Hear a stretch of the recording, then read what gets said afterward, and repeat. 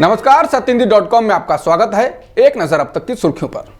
Supreme court ने नोटबंदी के फैसले को सही ठहराया है। 5 जजों की बेंच ने 4-1 से यह फैसला सुनाया। कोर्ट ने इस मामले में दायर सभी 58 याचिकाओं को खारिज कर दिया। Justice B.R. Gavai, justice S. Abdul Nazeer, justice A.S. Bopanna और जस्टिस V. राम सुब्रमण्यन ने नोटबंदी के फैसले को सही ठहराया, जबकि जस्टिस B.V. नागरत्ना ने बहुमत से अलग फैसला सुनाया है।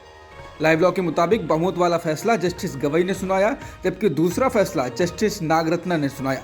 बताना होगा कि नरेंद्र मोदी सरकार ने 8 नवंबर 2016 को नोटबंदी का फैसला लिया था, जिसके तहत 500 और 1000 के नोटों को चलन से बाहर कर दिया गया था। केंद्र सरकार के द्वारा की गई नोटबंदी को वैध ठहराते हुए उसके पक्ष में जस्टिस गवई ने कहा कि नोटबंदी के फैसले का उद्देश्य काला बाजारी, आतंकवाद के वित्त पोषण आदि को समाप्त करना था। उन्होंने कहा, यह प्रासंगिक नहीं है कि उन उद्देश्यों को हासिल किया गया या नहीं किया गया। अदालत ने अपने फैसले में कहा कि रिकॉर्ड को देखने से पता चलता है कि केंद्र सरकार और RBI के बीच इस फैसले को लिए जाने से पहले 6 महीने से ज्यादा वक्त तक बातचीत चली थी। अदालत ने कहा, इस तरह के मामलों में कार्रवाई करने के लिए केंद्र सरकार का केंद्रीय बोर्ड से बातचीत करना जरूरी होता है। आर्थिक नीति के मामलों में संयम रखा जाना जरूरी है। फैसले लेने की प्रक्रिया को केवल इसलिए दोष नहीं दिया जा सकता क्योंकि प्रस्ताव केंद्र सरकार से आया था। बेंच ने आगे कहा कि करेंसी एक्सचेंज के लिए 52 दिनों की निर्धारित अवधि को गलत नहीं कहा जा सकता। नोटबंदी को सही ठहराते हुए जस्टिस गवई ने फैसला सुनाते हुए कहा कि केंद्र सरकार ने नोटबंदी के मामले में फैसला RBI के बोर्ड की मंजूरी के बाद ही लिया। लाइव लॉ के मुताबिक अदालत ने कहा कि RBI एक्ट की धारा 26(2) के तहत केंद्र सरकार को नोटों की किसी भी सीरीज को डिमोनेटाइज करने का अधिकार है और इसका इस्तेमाल नोटों की पूरी सीरीज को डिमोनेटाइज करने के लिए किया जा सकता है।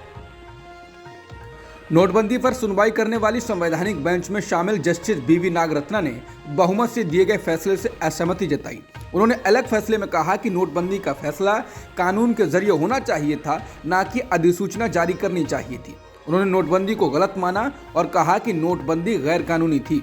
सुप्रीम कोर्ट की 5 जजों की बेंच में से केवल एक जज जस्टिस B.V. नागरत्ना ने नोटबंदी को गैर कानूनी कहा। लाइव लॉ के मुताबिक जस्टिस नागरत्ना ने कहा कि नोटबंदी का फैसला केंद्र सरकार की अधिसूचना के जरिए न होकर विधेयक के जरिए होना चाहिए था। ऐसे महत्वपूर्ण फैसलों को संसद के सामने रखना चाहिए था। इस महत्वपूर्ण मसले पर संसद को बेखबर नहीं रख सकते। लाइव लॉ के अनुसार उन्होंने कहा कि RBI द्वारा दिए गए रिकॉर्ड से ये साफ होता है कि RBI के द्वारा स्वतंत्र रूप से कोई फैसला नहीं लिया गया, बल्कि सब कुछ केंद्र सरकार की इच्छा के मुताबिक हुआ और नोटबंदी करने का फैसला सिर्फ 24 घंटे में ही लिया गया। Justice B.V. नागरत्ना ने अपने अलग फैसले में कहा कि RBI एक्ट की धारा 26(2) के अनुसार नोटबंदी का प्रस्ताव RBI के केंद्रीय बोर्ड से आएगा और अगर केंद्र सरकार द्वारा नोटबंदी की पहल की जानी है तो ऐसी शक्ति लिस्ट 1 की एंट्री 36 में है, जो मुद्रा, सिक्का, कानूनी निविदा और विदेशी मुद्रा की बात करती है। उन्होंने कहा कि जब नोटबंदी का प्रस्ताव केंद्र सरकार की ओर से आता है तो ये RBI एक्ट की धारा 26(2) के अंतर्गत नहीं आता। उन्होंने कहा, ये एक कानून के रूप में है और अगर गोपनीयता की जरूरत है तो एक अध्यादेश के जरिए लागू होता है। जस्टिस नागरत्ना ने फैसले पर अपनी असहमति जताते हुए कहा कि नोटबंदी का फैसला कानून लाकर लाना चाहिए था, एक गजट नोटिफिकेशन लाकर नहीं। उन्होंने अपने फैसले में कहा कि संसद देश की परछाई है। लोकतंत्र के केंद्र संसद को इतने गंभीर मुद्दे पर दूर नहीं रखा जा सकता। आम चुनाव 2024 में राहुल गांधी को प्रधानमंत्री पद का उम्मीदवार बनाने की जोरदार चर्चा के बीच शिवसेना उद्धव बालासाहेब ठाकरे के नेता संजय राउत ने भी राहुल की उम्मीदवारी का समर्थन किया। राउत ने पार्टी के मुखपत्र सामना में अपने साप्ताहिक कॉलम रोक टोक में कांग्रेस नेता राहुल गांधी और भारत जोड़ो यात्रा की जमकर तारीफ की। राउत ने लिखा कि देश और महाराष्ट्र ने केंद्र सरकार के सौजन्य से सिर्फ धोखा ही देखा है, लेकिन इसी के बीच राहुल गांधी ने अपनी सच्चाई और साहस की यात्रा शुरू की। यात्रा नई दिल्ली पहुंच गई है और यात्रा को रोकने के लिए कई साजिशें रची भी गईं। संजय राउत ने कहा कि दिल्ली की इस कड़कड़ाती ठंड में राहुल गांधी ने सिर्फ एक टी-शर्ट पहन रखी है और उनकी टी-शर्ट पर बार बार पूछे गए सवालों का जवाब दिल हिला देने वाला था। राहुल ने सवालों के जवाब में कहा था, ये सवाल कभी भी गरीब और मजदूर वर्ग से नहीं पूछा जाता है। राहुल का जवाब सोचने पर मजबूर करता है। शिवसेना सांसद संजय राउत ने कहा कि 2022 ने राहुल गांधी का एक नया अवतार देखा और अगर 2023 में भी जारी रहा तो 2024 में राजनीतिक बदलाव देखने को मिल सकता है। जम्मू कश्मीर के राजौरी में आतंकियों ने साल के पहले ही दिन कई लोगों को मौत के घाट उतार दिया। रविवार शाम को 7:15 पर किए गए आतंकी हमले में अब तक 4 लोगों की मौत हो गई, जबकि 7 लोग गंभीर रूप से घायल हुए। आतंकी हमले में मारे गए लोगों की पहचान सतीश, दीपक, प्रीतम और शिवपाल के रूप में हुई। जानकारी के मुताबिक 2 हथियारबंद आतंकी बीती शाम को ऊपरी डांगरी गांव में घुस गए और अंधाधुंध फायरिंग शुरू कर दी। स्थानीय लोगों ने द इंडियन एक्सप्रेस को बताया कि मास्क पहने हुए 2 आतंकियों ने रविवार शाम को एक घर में घुसते ही ताबड़तोड़ फायरिंग शुरू कर दी और लोगों को बचकर भागने का मौका भी नहीं मिला। आतंकियों ने फायरिंग करने से पहले लोगों से उनका आधार कार्ड दिखाने के लिए कहा। पुलिस ने बताया कि आतंकियों को पकड़ने के लिए सर्च ऑपरेशन चलाया जा रहा है।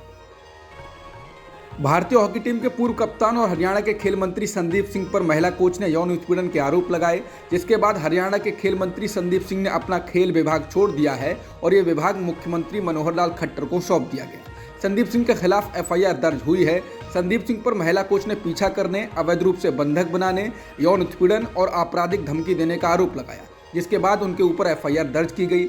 ओलंपियन और भारतीय हॉकी टीम के पूर्व कप्तान संदीप सिंह के खिलाफ शनिवार रात सेक्टर 26 पुलिस स्टेशन में FIR दर्ज की गई। FIR दर्ज होने के बाद संदीप सिंह ने अपना इस्तीफा सौंप दिया। साथ ही आरोपों को खारिज करते हुए ये भी कहा ये आरोप उनकी छवि खराब करने के लिए लगाए गए हैं। उन्होंने कहा कि मुझे उम्मीद है कि मुझ पर लगाए गए झूठे आरोपों की गहन जांच होगी। जांच रिपोर्ट आने तक मैं मुख्यमंत्री को खेल विभाग की जिम्मेदारी सौंपता हूँ।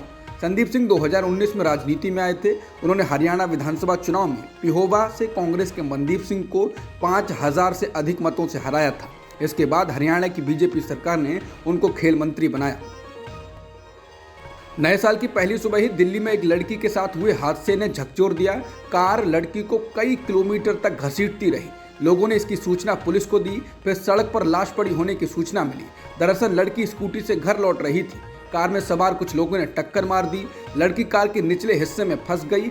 कई किलोमीटर तक वो घसीटती गई।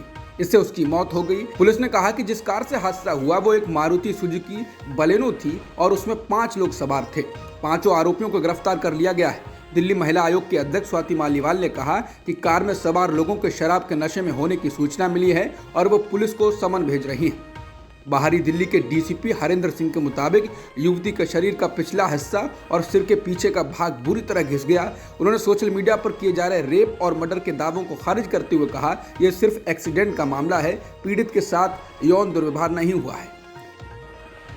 दिल्ली में कार से टक्कर के बाद गाड़ी में फंसकर कई किलोमीटर तक घिसटने से हुई युवती की मौत को लेकर दिल्ली के उपराज्यपाल VK सक्सेना ने कहा है कि वो अपराधियों की राक्षसी असंवेदनशीलता से हैरान हैं। उन्होंने कहा कि कंझावला सुल्तानपुरी हादसे से उनका सिर शर्म से झुक गया।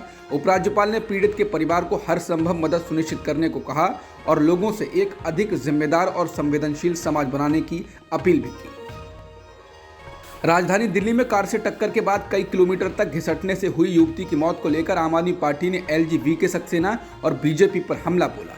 आप नेता सौरभ भारद्वाज ने प्रेस कॉन्फ्रेंस कर LG द्वारा इस मामले में लीपापोती करने का आरोप लगाया और ऐसा करने के पीछे कारण बताया कि इस मामले में 5वें नंबर का आरोपी बीजेपी का नेता मनोज मित्तल है।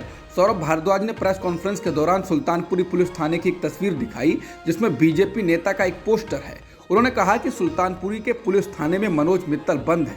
दिल्ली पुलिस और LG ने ये नहीं बताया कि इस मामले में लीपापोती क्यों की जा रही है, क्योंकि इस पुलिस थाने के बाहर जिसका होर्डिंग लगा है उसके ऊपर लिखा है मनोज मित्तल, जो 5वें नंबर का अभियुक्त है, इसी थाने में बंद है। उन्होंने कहा कि LG और दिल्ली पुलिस के किसी अधिकारी ने यह बताने की हिम्मत नहीं की ये आदमी भारतीय जनता पार्टी का अध्यक्ष है, इनके मंडल का सह संयोजक है। इस केस में लीपापोती इसलिए की जा रही है क्योंकि भारतीय जनता पार्टी के नेता और कार्यकर्ता इसमें शामिल हैं। आप नेता ने कहा कि बीजेपी नेता की कॉल डिटेल्स निकलवाई जाए क्योंकि वह लगातार पुलिस और बीजेपी नेताओं से संपर्क में है। आम आदमी पार्टी ने इसके साथ ही केंद्र से LG को भी तुरंत बर्खास्त करने की मांग की। अब तक की खबरों में इतना ही। बाकी खबरों के लिए बने रहिए सत्येंद्र.com के साथ।